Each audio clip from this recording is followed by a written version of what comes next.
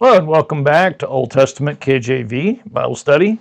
Um, we are going to be looking at Exodus, the book of Exodus, chapter 23 and chapter 24 in this video. We are now dealing with many of the judgments, what Yahweh God has called the judgments.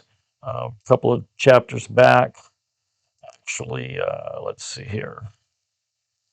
Um,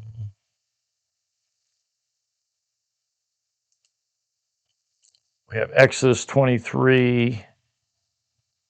My computer now is not behaving itself.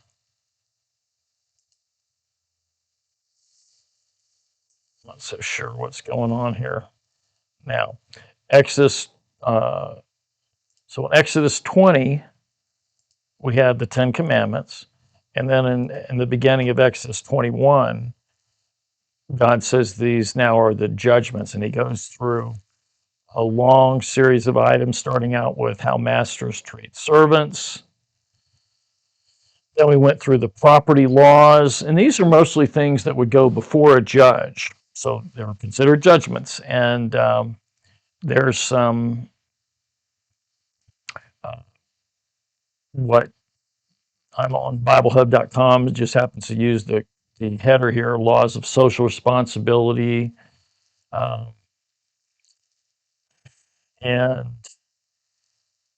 as we go on forward, now in chapter 23, we're continuing on with that. So Yahweh is still basically reviewing with Moses or telling Moses these rules that would have to be applied by, I guess, a judge or something like that.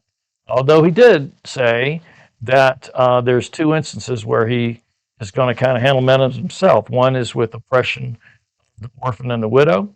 That says that he'll kill the oppressor with the sword and make him, his wife, a widow, and his children orphans. Then also about dealing with the poor, that if you use usury with the poor or you oppress the poor, that he's a gracious God and he gives a warning on that. So, but everything else looks like it kind of goes before the judge and we figure things out. So now we're continuing on here in chapter 23, where Yahweh is still giving Moses this, not, I wouldn't say list, but a set of principles that people of Israel are to live by. So we'll start off in chapter 23. Join me in a quick word of prayer. Dear Heavenly Father, thank you for this time together doing this Bible study. Please open our hearts and lighten our minds. Give us discernment for your word. In Jesus' name we do pray. Okay, so chapter 23, verse 1. Thou shalt not raise a false report.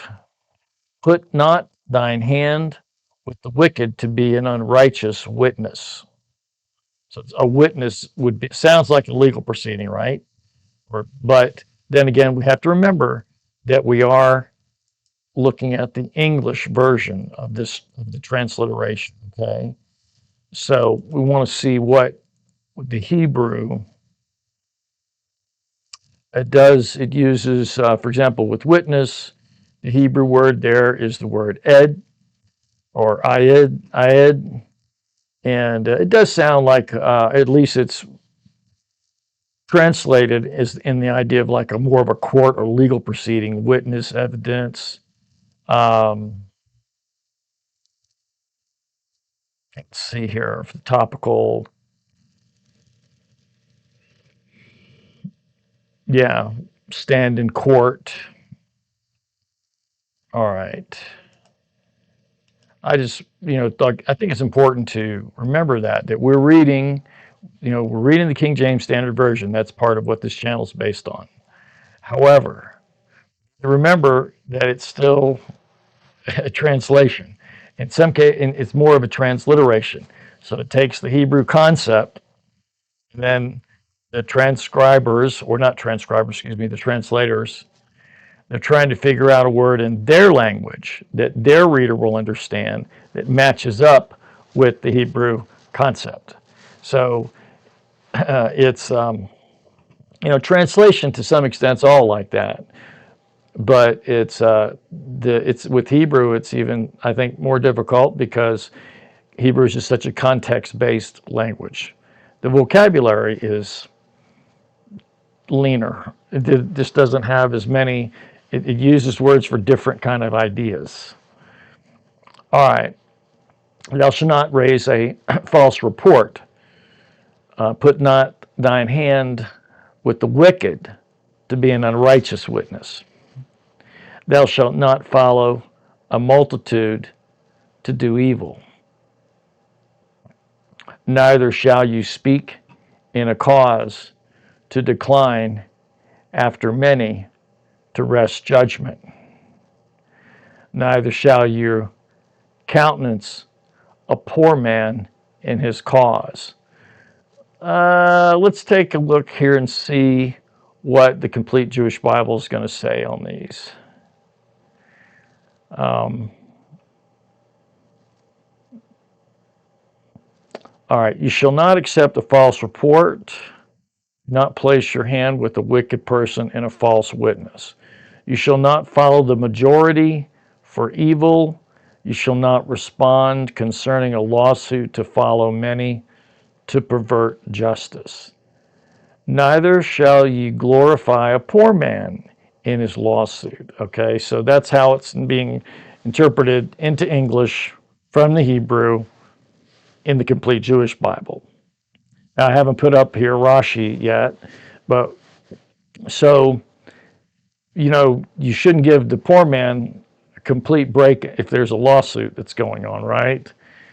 That's so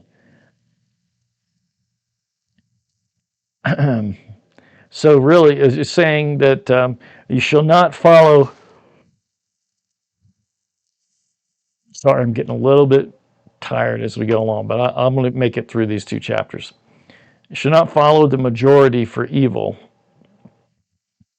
You shall not respond concerning a lawsuit to follow many to pervert justice. So you have to, if this is kind of like, and bear in mind, there's no punishment on this. This is actually like an instruction given to, because it says here, at least in the Hebrew, in the Complete Jewish Bible, you should not accept the false report. Okay? You shall not follow the majority for evil. So just because it's a majority, follow the evil. You don't do that. All right? But you should also not glorify the poor man in his lawsuit. So those are sounds like some principles of justice, right? That a judge might look at. All right, let's go on. Verse 4 over here in the KJV. If thou meet thine enemy's ox or ass going astray, this is one related back to a person in his normal circumstances day to day, right? And these can be illustrations. And like, we're not looking at Talmudic understanding of Talmudic logic here at all. We're not going down that road. But they'll apply these principles in different factual situations. Well, what if this happened? And what if that happened? And then they'll take these rules and their general kind of abstract, well, not abstract rules, but illustrative rules, and then apply them in different fact patterns. And that's kind of what, if that's the nature of these, then we have to think about them. We can't say, well, I don't have an ox or an ass, so I guess this doesn't apply to me. No, you don't have an ox. Most of us don't nowadays, but we have a car, and we have a checking account, and we have things that belong to us. So, it says here, if you meet your enemy's ox or ass, and they're going astray. Okay, now look at them as property. Yes, they're animals, but let's look at them for property for a minute. So you see your enemy's property, and thou shalt bring it back to him again, even though that you're your enemy. You understand that? Well, I shouldn't say you. I don't mean to say it like that. I'm sorry. It's getting late. I apologize if that came across condescending. I mean, do I understand that too? That's a thing to understand. That's a big pill to swallow. Even if it's our enemy's ox and they're going astray, we find it, we bring it back to them. If you see the ass of him that hateth you lying under his burden, let's say he can't get up, you forbear, you stop what you're doing to help him. Okay? Thou shalt not wrest the judgment of thy poor in their cause. Here, let's take a look here. You shall not pervert the judgment of your poor man in his lawsuit. Okay? Keep thee far from a false matter, and the innocent and righteous slay thou not. I will not justify the wicked. All right, let's take a look over here what it says.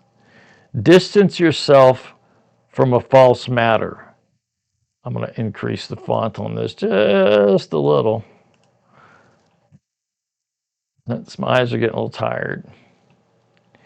Distance yourself from a false matter and do not kill a truly innocent person or one who has been declared innocent, for I will not vindicate a guilty person.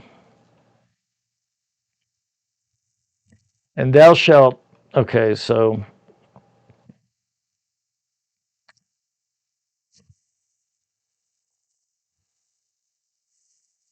thou shalt take no gift, for the gift bindeth the wise and perverteth the words of the righteous. Okay, and again, this is kind of like it says gift there, but I think the idea is that it's an implied bribe, right? Let's see what 8 says.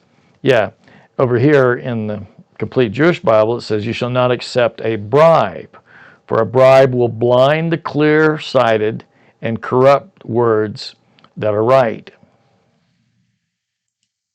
Okay, again, this sounds like words you give to a judge or someone who's going to be judging a matter, administrative type of rules, overseer rules.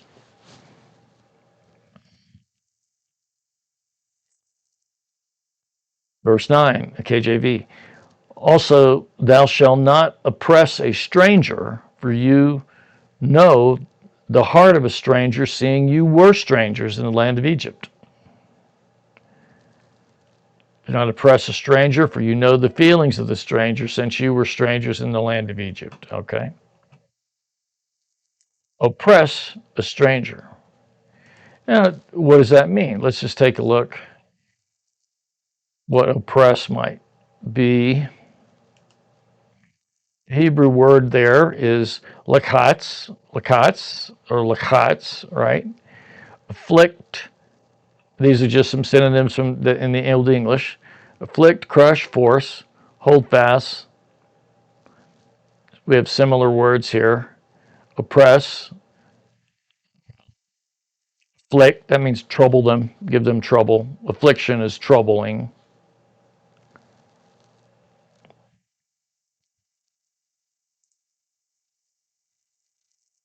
So, a sojourner, that would mean stranger. I think, and this is the idea of the ger.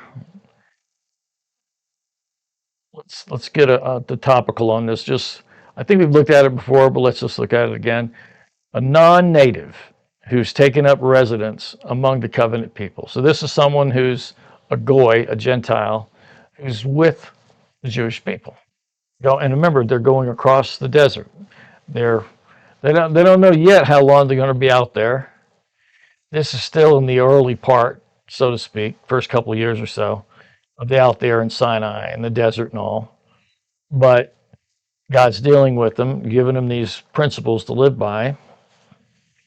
And he says, hey, if there's someone with you that's not a Hebrew, he's not from the seed of Abraham, don't oppress him.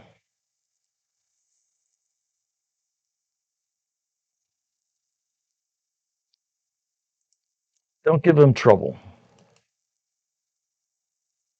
Let's look back at what it tells us. Do not oppress this sojourner that's with you. You were a sojourner. It says stranger here, but it's it gives you the idea of the sojourner, the one who's kind of going along, seeing you were sojourners, strangers in the land of Egypt. You didn't like oppression there in Egypt? That should teach you not to oppress those that are with you, that are not from there, right? Foreigners. Okay. Now, that's a lot of the moral laws. Now, I'm going to get into a little bit of the more structured laws, okay? Some of these are, you see, it has these cross references in Leviticus and Deuteronomy. We're going to start to see that more now, especially here, because so we got the Sabbath laws. So we do know about the 6th day being the 6 days you work, 7 days the rest. We understand that. And let's look here, chapter 23, verse 10. In 6 years you shall sow the land. This is different than 6 days. This is now 6 years. But it's still the principle of 6, right? And there's the principle of 6 and then 7. 6 and then 7. 6 days, 7-day rest. 6 years, 7th year rest. So there is that principle of 6 and then 7. 6 years thou shalt sow the land and shall gather in the fruits thereof. The 7th year you let it rest, lie still. Okay, why is that the case? All right, he explains to Moses that the poor of your people may eat, and what they leave, then the beasts of the field shall eat. In like manner, you shall deal that way with your vineyard and your olive yard. Okay?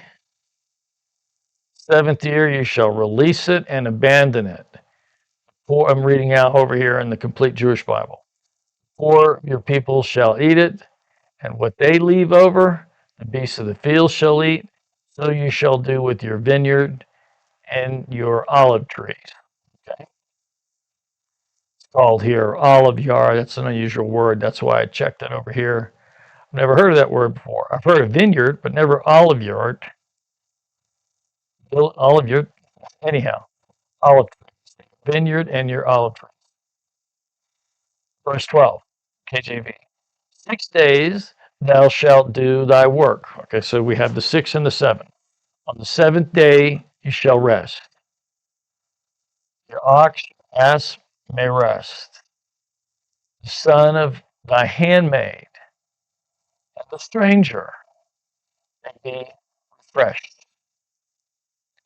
In all things I've said unto you to be circumspect. Make no mention of the name of other gods, neither let it be heard out of your mouth. Now, I wanted to kind of mention here too, you see, for example, this is all lumped together. So when we're reading it in our Bible, now this is on BibleHub.com and it's on the page there, and everything looks all neatly organized and everything. And even if I were to read it out of a paper Bible, there's still it's like clumped together. Not so. This is in a scroll, and it's just going down. So just because you see, sometimes we have to read for context, but sometimes the Bible will be put into false context almost. Because this is talking here about the 6th and the 7th day and rest. And then it says this sentence, and in all things that I have said unto you, be circumspect, and make no mention of the name of other gods, neither let it be heard out of thy mouth. But, it's clumped together. But it could also be just an independent thought. Let's look and see how it's handled over here in the Complete Jewish Bible. 6 days you may do your work, but on the seventh day you shall rest, in order that your ox and your donkey shall rest, and your maidservant's son and the stranger shall be refreshed. Okay. This is verse 13 over here in the Complete Jewish Bible. Concerning all that I have said to you, you shall be aware. Shall beware. Beware. And the name of the gods of other gods you shall not mention. Shall not be heard through your mouth. The name of the other gods. Let's see what Rashi has to say about that, the commentator for this on 13, if anything. Yeah. Okay.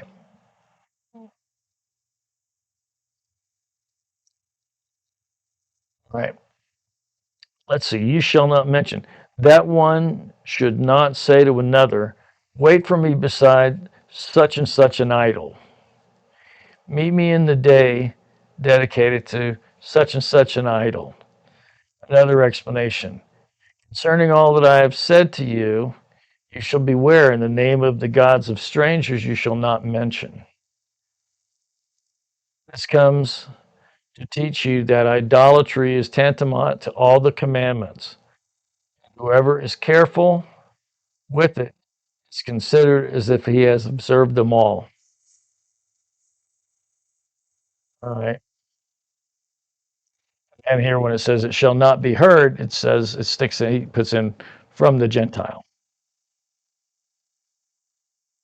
It wasn't, I didn't know if that was, I thought it was going to be a little deeper than that, but this is important. Let's talk about the feast here. And by the way, well, I'm not going to go into we'll get to Leviticus when we get to Leviticus. All right, so the feasts. 3 times you shall keep a feast unto me in the year. 3 times. Thou shalt keep the feast of unleavened bread. Thou shalt eat unleavened bread 7 days, as I commanded thee, in the time appointed in the month of Abib, or Nisan, right? 2 ways to say that first month.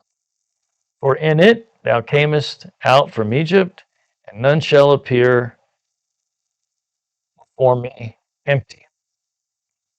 Okay, now we have the Feast of Unleavened Bread. Mandatory. Number 2, the Feast of Harvest. First fruits of thy labors, which thou hast sown in the field. That's number 2. Number 3, the Feast of Ingathering, which is in the end of the year, when thou hast gathered in thy labors out of the field.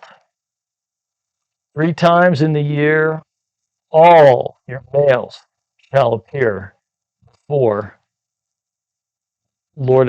It says Lord God here. I'm curious to see what that says in the Hebrew. Let's take a look. Manuscript side of things. Masoretic. Yeah, it just says of the Lord Yahweh. All right. That's it kind of surprised me. I thought it was going to say El.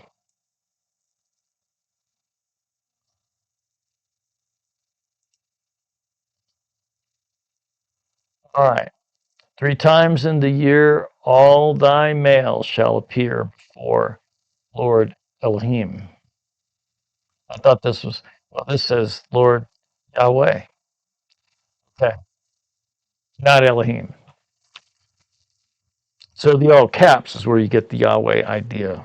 Then you're honoring the name of our Creator. All right, so we got 3 feasts there that he says keep. Tells Moses unleavened bread, the feast of the harvest or the first fruits, and the feast of the ingathering. And what's interesting is that in Jesus' teachings, he talks a lot about, you know, uh, the laborers are few, but the harvest is all out there ready. And then there's the ingathering. It says, which is the end of the year when thou hast gathered in thy labors out of the field. Okay. I think that's something to think about. And then we can also think about unleavened bread. Uh, in it, thou came out from Egypt. They were brought out from oppression. Then you have the first fruits of thy labors, then the ingathering of the field. All right. I'm just thinking that through as we're going through it there. All right, verse 18. I mean, we could see what 17's, what this says here. All right, so here's some Hebrew words, or the festival of the harvest. That was the first fruits there, is known as Shavuot. Shavuot. Okay.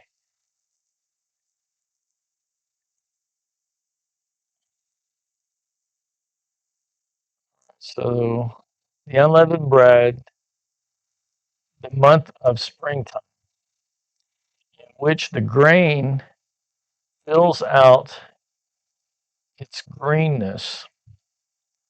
Let me see if I can increase the size just a little bit.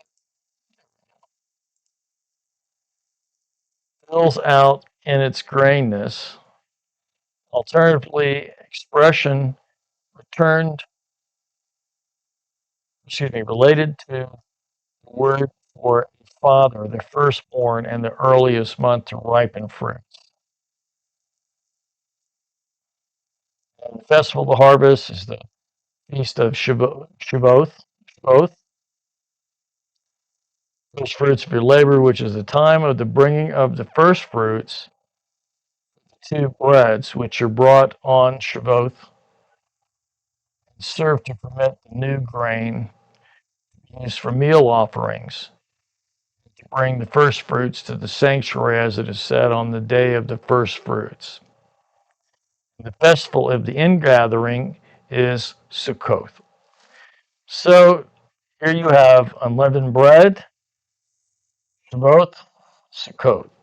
Those are three feasts. Those are times when Jewish men are supposed to go to the temple.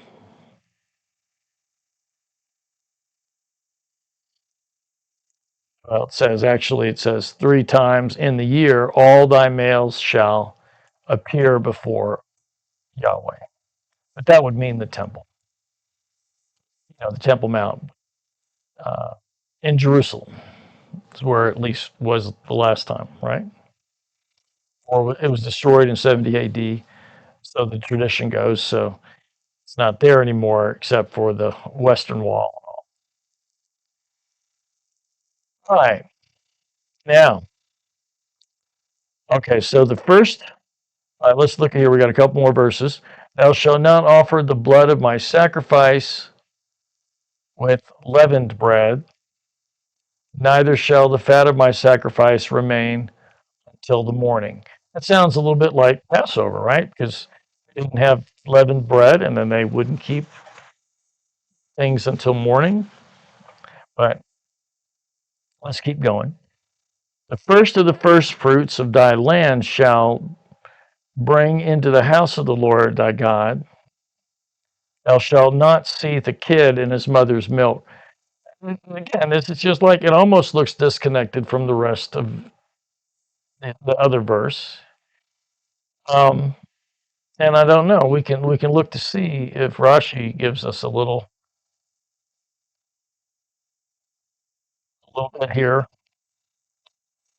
A calf and a lamb are also included in the term, okay, I guess, kid, right? It's only an expression of a tender young animal. This you know from what you find in many places in the Torah where kid is written, and it was necessary to write it, qualify it as a kid. For example, I will send you a kid.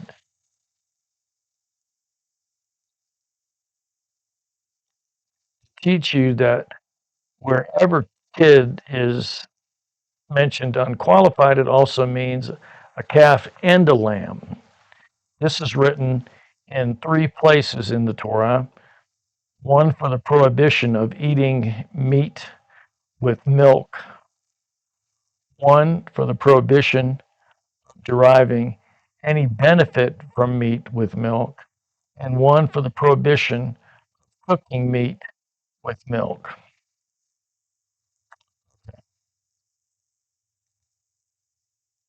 As the old saying goes, it's hard to get a cheeseburger in Jerusalem. Well, that's the idea.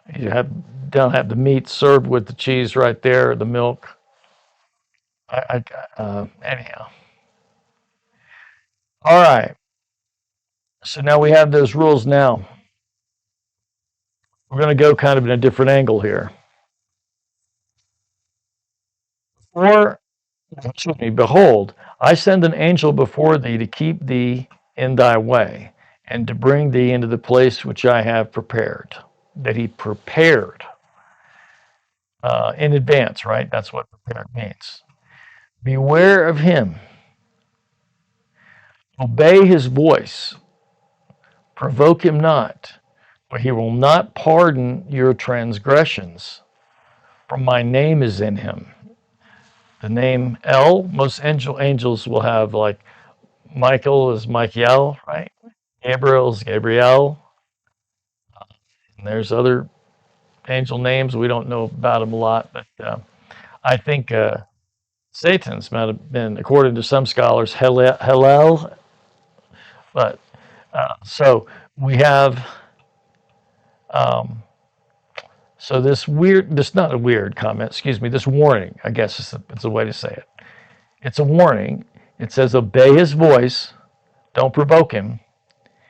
He will not pardon your transgressions, for my name's in him.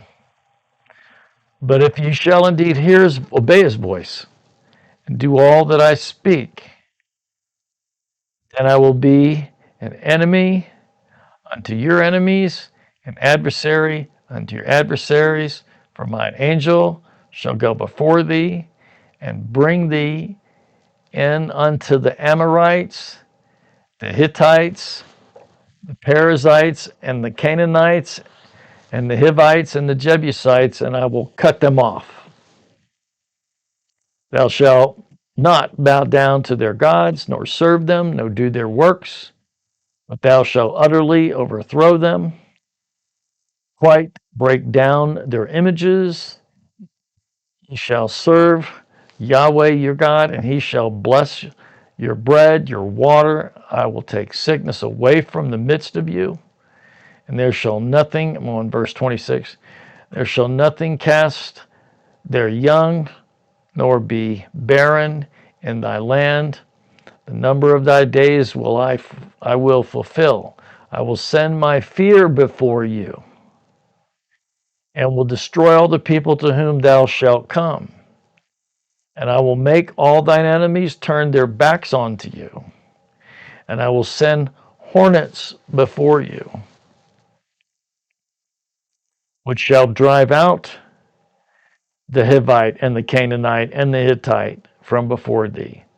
I will not drive them out from before thee in 1 year, lest the land become desolate, and the beasts of the field multiply against you. So he's going to do it little by little, not in 1 year, is what he's saying. Not quickly, but gradually.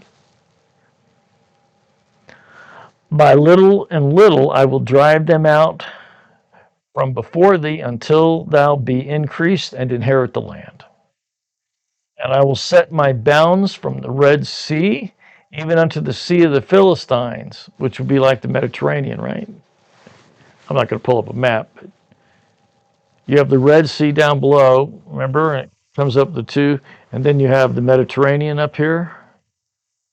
I'm looking at it this way, maybe reverse to you, but um, you have the Red Sea, and it has two like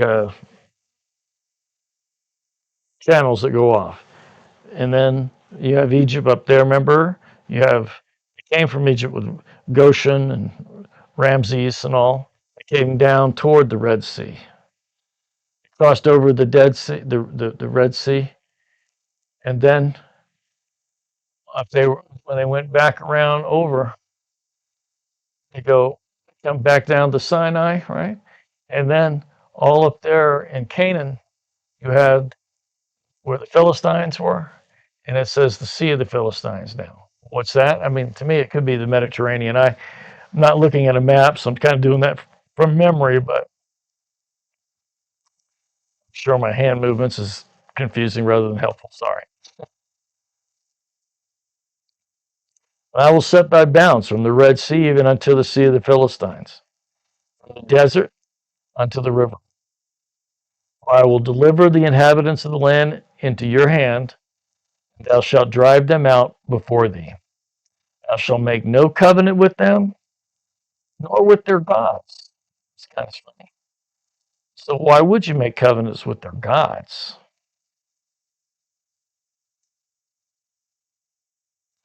Make covenants with people. What about these gods? I mean, what's that about? Well, I could look here in Rashi and see what it says, but yeah, you don't even see anything.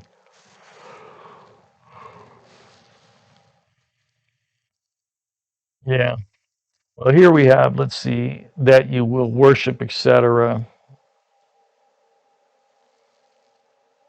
Yeah, this is a little bit of semantics or syntax, I guess I should say. All right. They shall not dwell in thy land. Okay. Thou shalt make no covenant with them, nor with their gods. Verse 33. They shall not dwell in thy land, lest they make thee sin against me. For if thou serve their gods, it will surely be a snare unto you.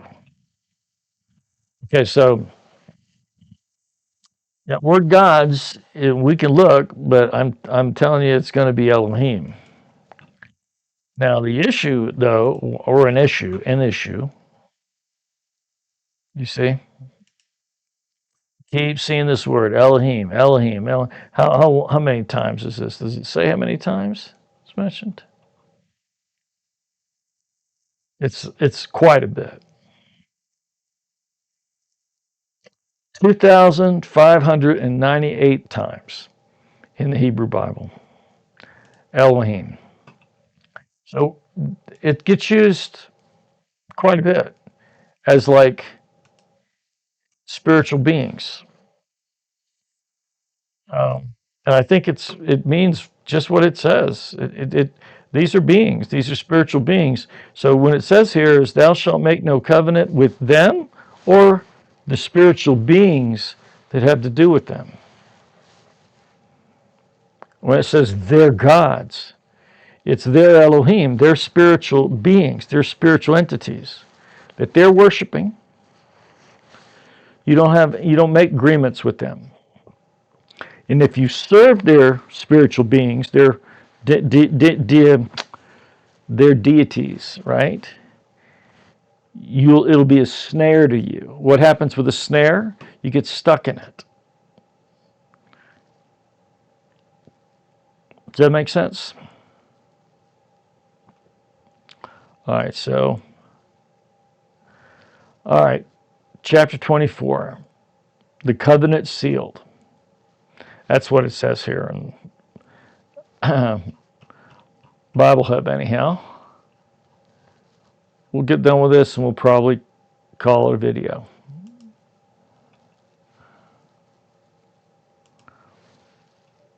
I didn't want to think about the time right now. It's late or early, whatever you want to call it. All right, so let's continue on now. And he said unto Moses, so now we've had these rules, and then we've had this kind of like what do you call this here at the end? It's a proclamation he gives about this angel and going out into these lands, right? He doesn't give the specifics of the angel, except that he says this. It's very interesting kind of way that it's put. It says, my name is in him. And he calls him here an angel. All right, let's take a look at that word before we go on forward. Angel.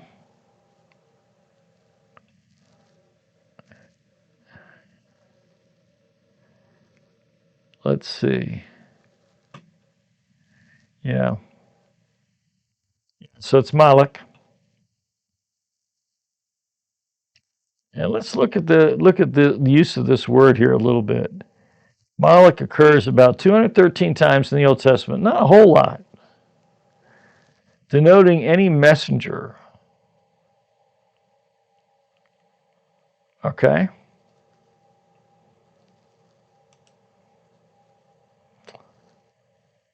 And it gets used apparently for a human messenger as well as a spiritual messenger.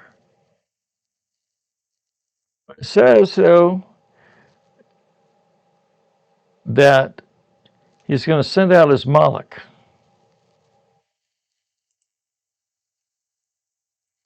to lead them.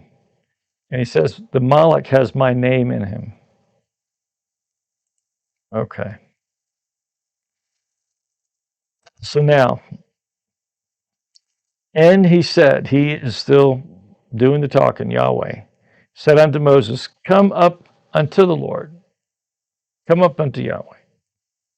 You, Aaron, Nadab, and Abihu. Those are Aaron's sons. Aaron and his two sons, Nadab and Abihu. And 70 of the elders of Israel, and worship ye afar off. Okay? And Moses alone shall come near Yahweh. They shall not come near, neither shall the people go up with him. And Moses came and told the people all the words of Yahweh and all the judgments. And all the people answered with one voice and said, all the words which Yahweh has said, we will do. Okay, so this is kind of in the nature, it's a group agreement, right? It's a community agreement.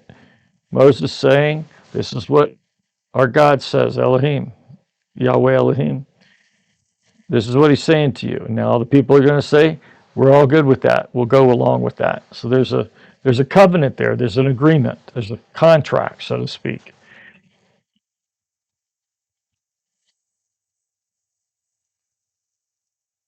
All the words which Yahweh hath said, we will do.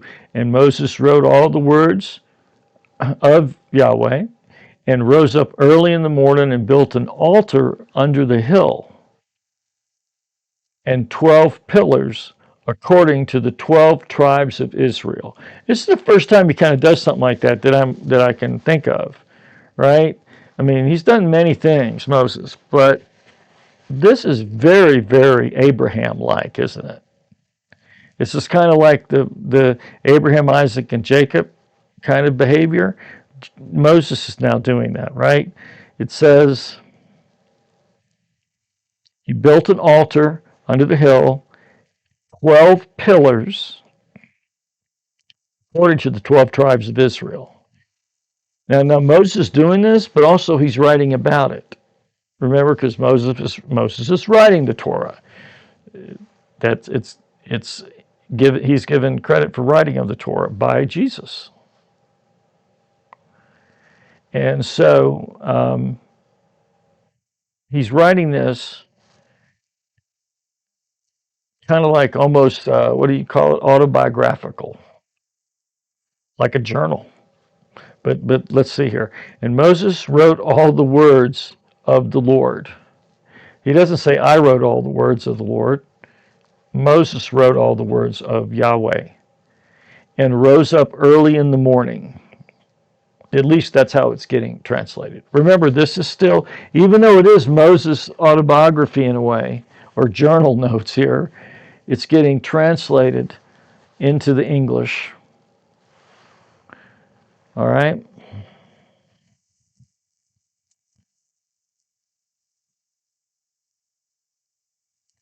Okay, so he gets the 12 pillars together, the altar and all, and he sent young men out of the children of Israel, which offered burnt offerings and sacrificed peace offerings of oxen unto Yahweh.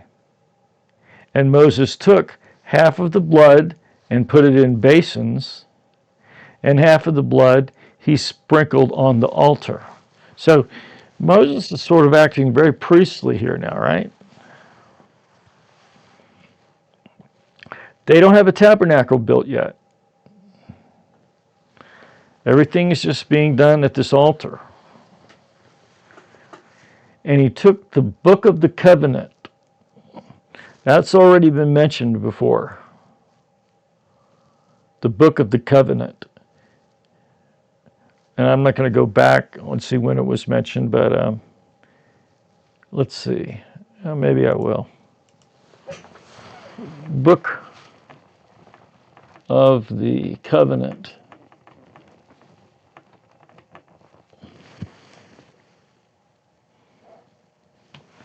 Probably should have put Moses in there. See if we can get a Bible Hub note on it. Here it is.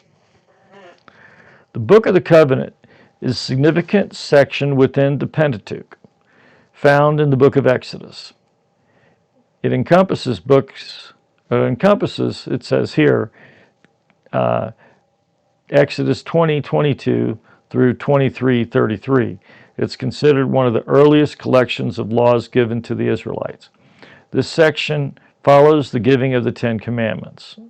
So you have that in chapter 20, and then you have the judgments that we're talking about, the Book of the Covenant.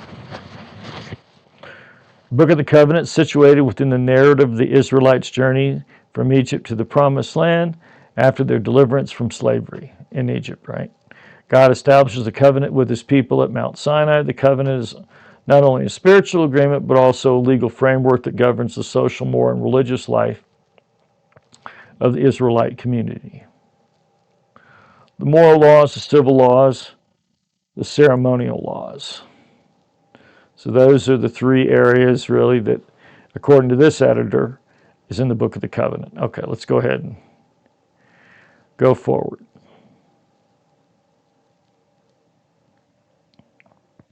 So let's see, all the words which the Lord has said we will do. And Moses wrote all the words of the Lord and rose up early in the morning and built an altar, 12 pillars, according to the 12 tribes of Israel. And he sent young men of the children of Israel, which offered burnt offerings and sacrificed peace offerings of oxen unto Yahweh. And Moses took half of the blood and put it in basins, and half he sprinkled on the altar. And he took the book of the covenant and read in the audience of the people. And they said, all that Yahweh had said we will do, and be obedient. That's what they said. But the future will tell the tale, right? As the saying goes. And Moses took the blood, sprinkled it on the people, and said, behold, the blood of the covenant, which the Lord has made with you concerning all these words. So right here, we have in Exodus 24, it's a very, very definite agreement, a covenant. We have the book of the covenant being read to the people of Israel. They are saying they're going to do it.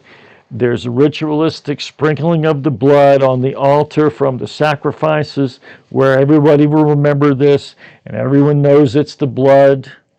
Okay? It's a blood covenant. It's a blood covenant. and they're going to be held to it. All right, so then what happens next? Then went up Moses and Aaron and Nadab and Abihu and 7 of the elders of Israel, and they saw the God of Israel, and there was under his feet, as it were, a paved work of sapphire stone. Okay?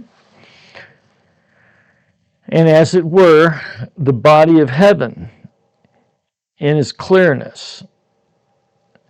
And upon the nobles of the children of Israel he laid not his hand. Also they saw God and did eat and drink. Now let's look at this here, because one of the big principles in Jewish thought is that God is incorporeal, meaning he does not have body parts like we do. But let's look at what's said here. And they saw the God of Israel, and there was under his feet, as it were, a paved work of sapphire stone. Those that you sorry, guys. And as it were, the body of heaven in his clearness. And upon the nobles of the children of Israel he laid not his hand. Also they saw God and did eat and drink. So let's take a look at this. Okay, well, let's see what it says here in the Complete Jewish Bible. Verse 10, it's in, and they perceived the God of Israel. And then it says, and beneath his feet was like the forming of a sapphire brick, and like the appearance of the heavens for clarity. And upon the nobles of the children of Israel he did not lay his hand, and they perceived God, and they ate and drank. All right, now let's look at what Rashi has to say about this, if anything.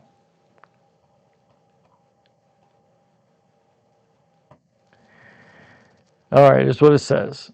And they perceived God of Israel. Rashi writes, they gazed and peered, and because of this, they were doomed to die. But the Holy One, blessed is he, did not want to disturb the rejoicing of this moment of the giving of the Torah. Now we also see here the Book of the Covenant, and we have here the Torah. And that's interesting. So Yahweh waited for Nadab and Abihu. He killed them until the day of the dedication of the Mishkan, and for destroying the elders until the following incident. Okay? And the people were as if seeking complaints, and the fire of the Lord broke out against them and devoured them at the edge of the camp. Let's see. People were looking to complain, and it was evil in the ears of the Lord. The Lord heard, and his anger flared, and a fire from the Lord burned among them, consuming the extremes of the camp. Okay.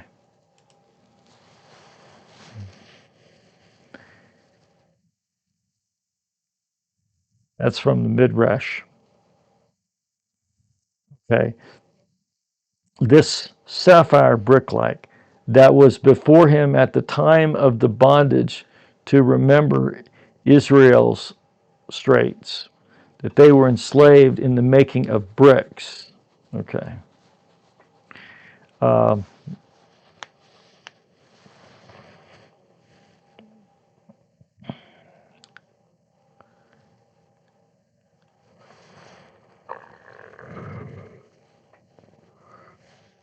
I do apologize. Okay, so then it says, They saw God of Israel, and there was under his feet, as it were, a paved work, like a sapphire stone. Here it has a sapphire brick, as it were, the body of heaven in its clearness. Upon the nobles of the children of Israel he laid not his hand. Also they saw God and did eat and drink.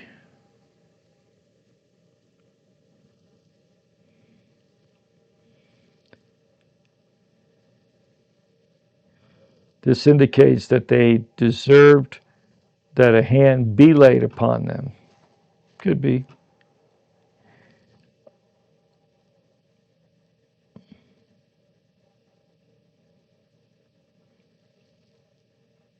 Now this also says, Rashi says here, about they perceived God. That's the word that is used in the Complete Jewish Bible. They gazed at him with levity while they were eating and drinking. So is the interpretation of the Midrash Tanchuma. I'm not going to read that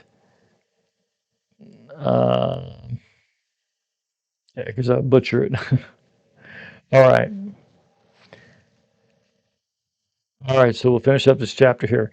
And Yahweh said unto Moses, come up to me into the mount and be there, and I will give thee tables of stone and a law and commandments which I've written, that thou mayest teach them. Okay, so this is now Yahweh's bringing him up to the top of Mount Sinai here. And Moses rose up, and his minister Joshua and Moses went up into the mount of God. Minister there just means like helper, as assistant, right? And he said unto the elders, tarry ye here for us, wait here, until we come again unto you. And behold, Aaron and Hur are with you. If any man have any matters to do, let him come unto them.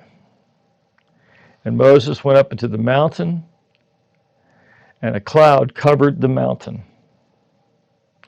And the glory of Yahweh abode upon Mount Sinai, and the cloud covered it 6 days. Here's the 6-7 cycle again, 6-7.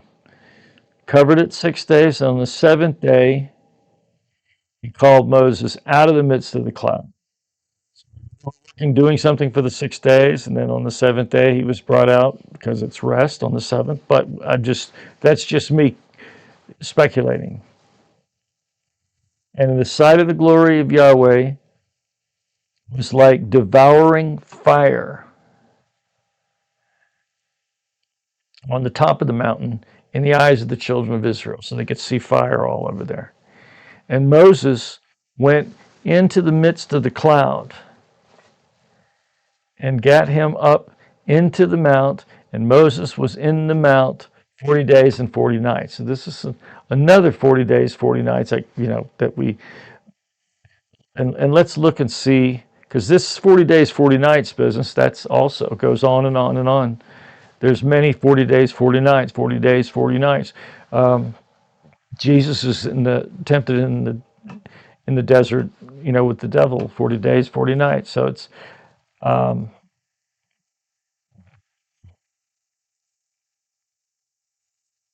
let's look here what Rashi says, since we're calling it a video here at this chapter. All right, so it says here in the Complete Jewish Bible, and the Lord said to Moses, come up to me to the mountain and remain there, and I will give you the stone tablets and the law and the commandments which I have written to instruct them. So in the beginning, remember Moses had some tablets, he threw them down on the golden calf and destroyed the golden calf and all that. We remember that from earlier in Exodus. Well, now he gives them these tablets. After the giving of the Torah. So this is what, obviously Jewish tradition takes this as the most important thing, right? This giving of the Torah here. All right, and it says, coming up to me to the mountain and remain there. There's the 40 days. stone tablets, the laws and the commandments which I have written to instruct them. All right, here we go. All 613 mitzvot are included in the Ten Commandments. I have a video series on the 613 mitzvot by the Rambam, and what I'm doing on that video, or the video series, is I'm updating that list of 613 as we go through the Torah. Now, we've gone through Genesis so far. There's only 3 rules that have come out, but the 613 that the Rambam, the Maimonides, has stated comes from Genesis, the first book of the Torah. And those were, my Jewish friend asked me about them earlier today, actually, just coincidentally.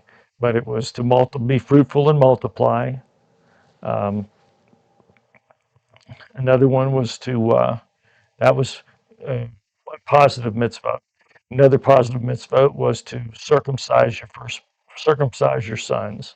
There's another mitzvah. And the third one was a negative mitzvah. When I say mitzvah, I mean command, basically, word of direction or instruction.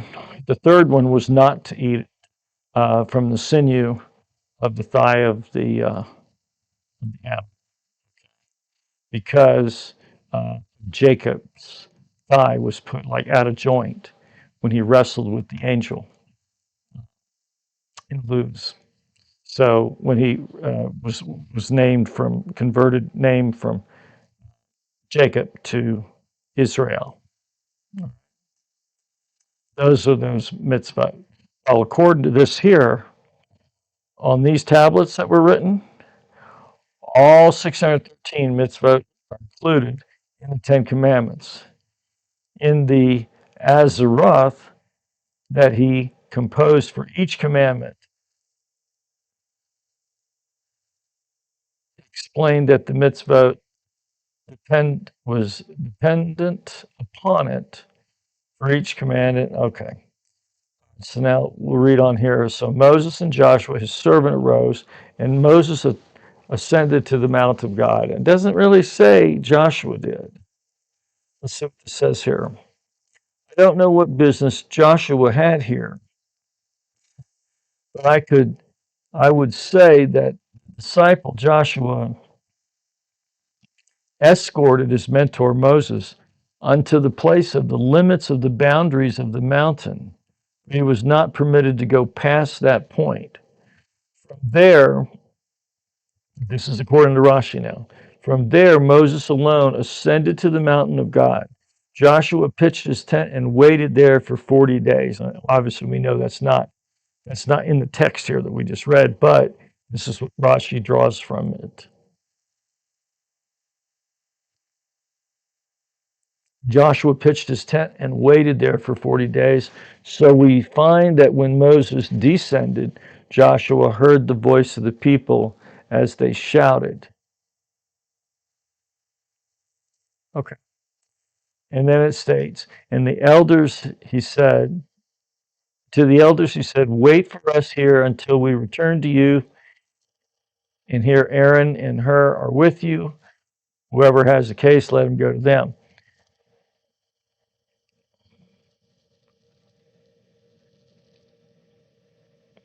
Okay, Hur was Miriam's son. Miriam was I believe, the sister of Moses. So it would be like Aaron's nephew, right? Hur was Miriam's son, and his father was Caleb, the son of Jephunneh, as it is said, and Caleb took to himself Ephrath, and she bore him Hur.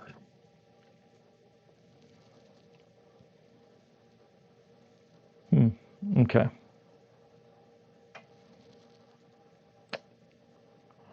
And Moses went up to the mountain, and the cloud covered the mountain, and the glory of the Lord rested on Mount Sinai, and the cloud covered it for 6 days. And he called to Moses on the 7th day from within the cloud. All right, so our sages disagree on the matter. Some say these are the 6 days from the new moon until Shavuot, the day of the giving of the Torah. And the cloud covered it, meaning the mountain, Mount Sinai. And he called Moses on the seventh day to say the Ten Commandments. And in fact, Moses and all Israel were standing and listening to the Ten Commandments, but the text bestowed honor among Moses by mentioning only him. Others say that the cloud covered Moses for 6 days after the Ten Commandments were given, and these days, were at the beginning of the 40 days that Moses ascended to receive the tablets. It teaches you that whoever enters the camp of the Shekinah requires 6 days separation from society. Okay. And the appearance of the glory of the Lord was like a consuming fire atop the mountain before the eyes of the children of Israel. And Moses came within the cloud, and he went up to the mountain, and Moses was upon the mountain 40 days and 40 nights.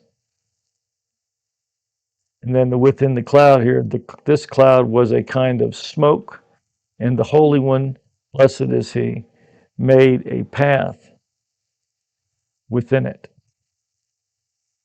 Okay. All right, so that gets done with 24. All right, after 25 and onward, we're going to be looking quite a bit at the Tabernacle, the Ark of the Covenant. Please join us. Um, it's going to get in depth, so we may have to slow down a little bit. I think you'll really enjoy it. We have 25, we have the Tabernacle, uh, the showbread, the lampstand. Some people say the menorah. And then we have the 10 curtains and the 11 curtains of goat's hair, the boards and sockets. I got some good illustrations for you guys. Please come back and join me. We work hard on these videos. I'd like for you to subscribe to the channel. All you got to do is subscribe. If you go to the channel to find the channel, if you're just on the video, you can hit the channel thing there and you'll go the link and you'll go right to the channel. Or you can type in the YouTube search bar, not the browser bar search bar, but the YouTube search bar at Old Testament KJV.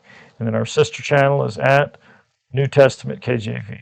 I believe on our homepage of our channel, there is also a link to the sister channel, New Testament KJV. I'd like you to subscribe to them both. It helps our numbers with YouTube, and that helps get the gospel out. It helps get the word out. Remember, we believe the more people that read their Bible and study their Bible, the more faith they're going to have, and it's going to bring them closer to the Lord. So next time we have the veil for the ark, the curtain for the door, a lot having to do with the temple, the bronze altar, the courtyard, the oil for the lamps, all these, and then in 28 we focus on the priests, okay? The ephod and the breastplate. You may think, oh, this is all this detail. Why do I need to know all this? Well, I could say in one sense, if it's in God's Bible, it's important. But that sounds pretty high and mighty. I guess what I could also just say is that there's information in the details that I am not having. Well, I'm done with it all anyhow. I was just saying. um,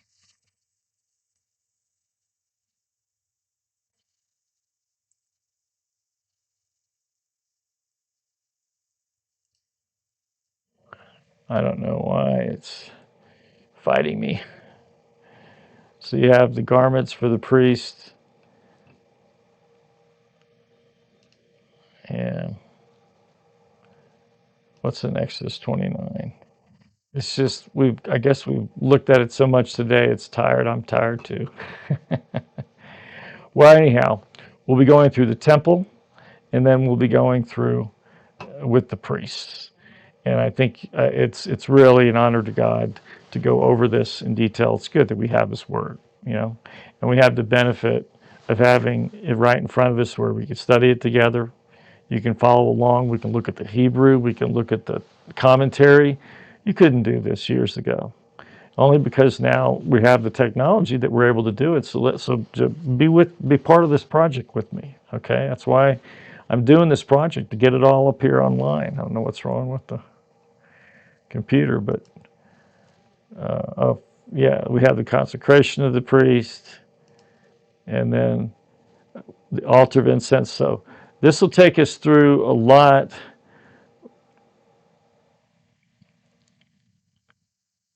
Okay, I'm just kind of going over here with you. And then we have this, uh, the golden calf incident.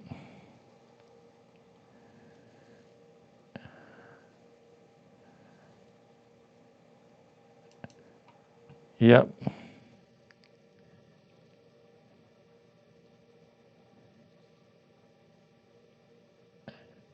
Okay.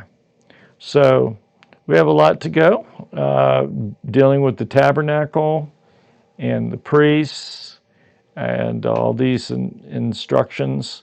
But it's a lot of good detail, but there's a lot of also some really good, if you want to call it symbolism, I call it representation, rather than just symbolism.